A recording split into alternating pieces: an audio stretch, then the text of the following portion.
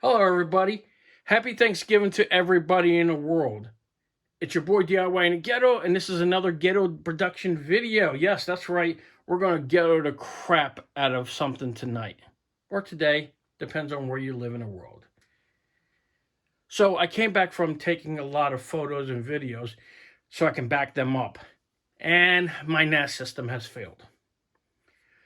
Basically, a NAS system is a network attached storage where you can take all your files, programs, videos, photos, and back them up to backup drives.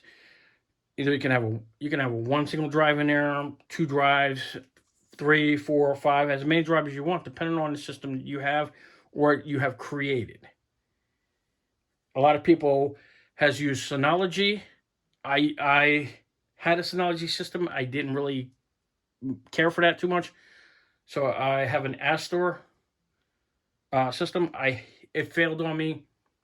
It died. I got to look into what's wrong with it. But for now, I don't have anything to back up my stuff. So in this video, what I want to do is actually build one. What you guys see in front of you right here is my mining case. What I did was that I pretty much disassembled my whole mining system, parted out all the video cards, sold them, kept the motherboard, kept the power supply. Might need them for something down the road. And that's going to be right now, actually. Believe it or not, I'm going to build one. This is going to be a two-part video. The first part is I'm going to build it, and then I'll explain everything that's in it. The second video, what I'm going to do is program it.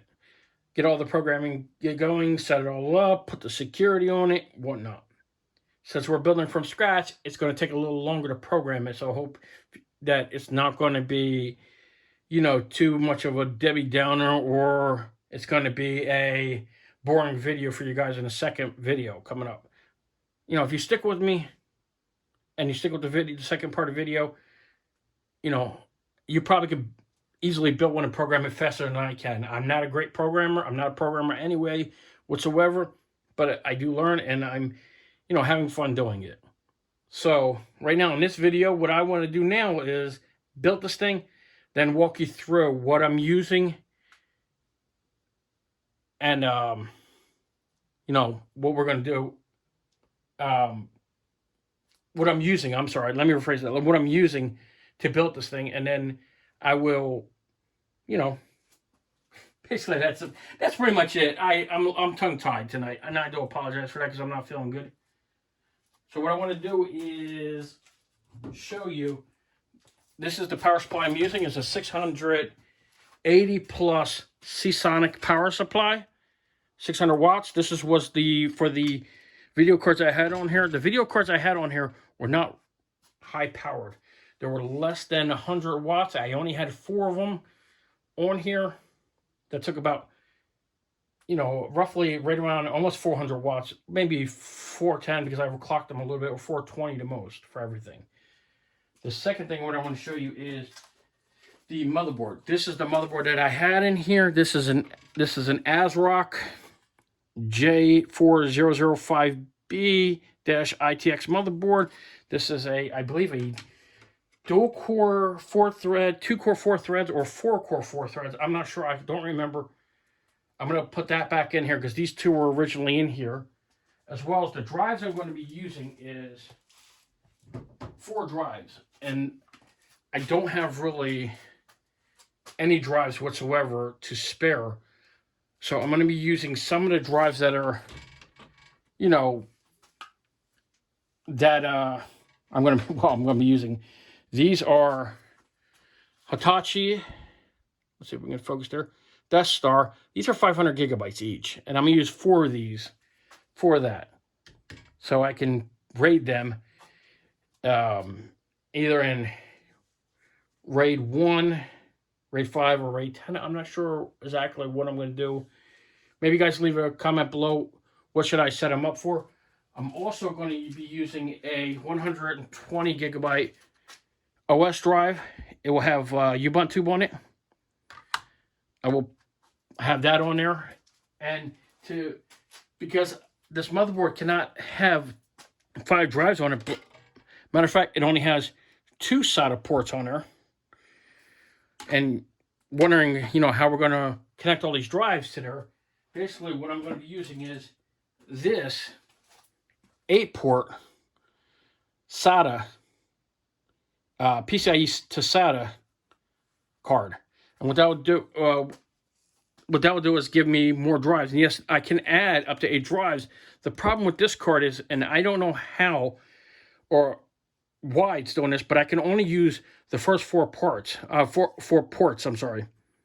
I try to move these jumpers around. There's jumpers here, a whole bunch of them. I try to move them around to see if I can get the other 4 working. I cannot.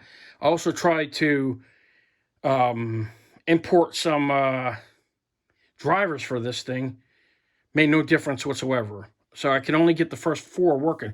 So if anybody has this type of card, this is the part number on the back of it. If anybody has an idea how to get the other 4 ports working, I would be so grateful. I would love to get all 8 ports working. So for now, I only have 4. That will be the 4 drives in here that I have, because I do have 4 more drives that I can put 8 total in here.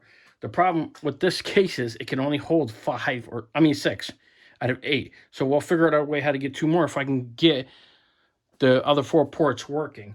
So for now, let me build this thing for you and show you how I built it and explain, how it's all connected together. And then I will come back, basically displaying everything. So we're going to move the camera in just over a little bit more here, so I can give you some more room. And I'm going to put this all together. Let's go.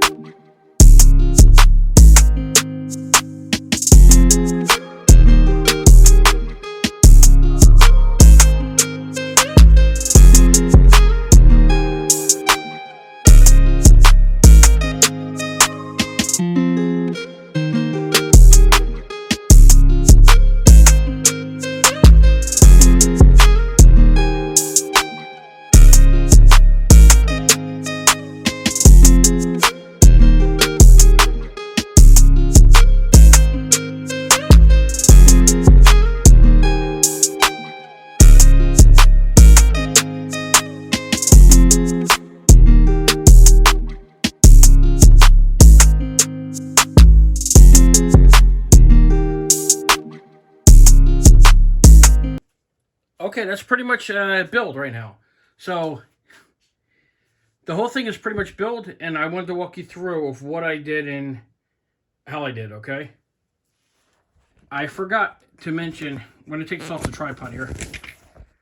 I forgot to mention, I don't know if I forgot to mention or I did mention the hard drives. The hard drives in here are 500 gig hard drives.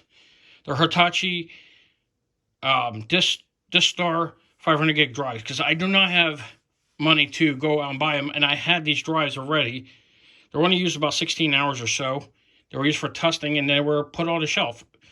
The motherboard and the power supply are from the frame case that I used for the mining. And believe it or not, if you look closely, the holes match up with the hard drive, so they line up perfectly. I didn't plan it. Apparently, the holes with the risers that were on here matched up with the same holes as the hard drives, so they stand up perfectly fine without no problem. Screwed in, nothing whatsoever went wrong with that. I did prepare a little bit ahead of time with the power supply. I took off all the Molex connectors off of there and put SATA on there. So I did prepare that a little bit ahead of time when I was thinking about this. So I do apologize for that. Actually, nah, not really. Don't apologize for that, because that's just how it is, So like I say, it's all good in the hood. Anyhow, this will be my temporary NAS system and a mining frame. I don't have to worry about cooling because plenty of air that's going to be going through this thing. So I don't have to worry about, heating up, because a lot of NAS systems get pretty warm with the drives being either stacked on top of each other or next to each other, and they can get pretty warm in the case. So this will have no problem with airflow. Don't need any fan on the motherboard, because this motherboard only draws at idle 6 to 10 watts, and it's full use, it's only 30 watts. And a maximum overclocking, 25 watts. Somewhere 20 or 25 watts. With overclocking, 35 watts to max TDP. It can handle.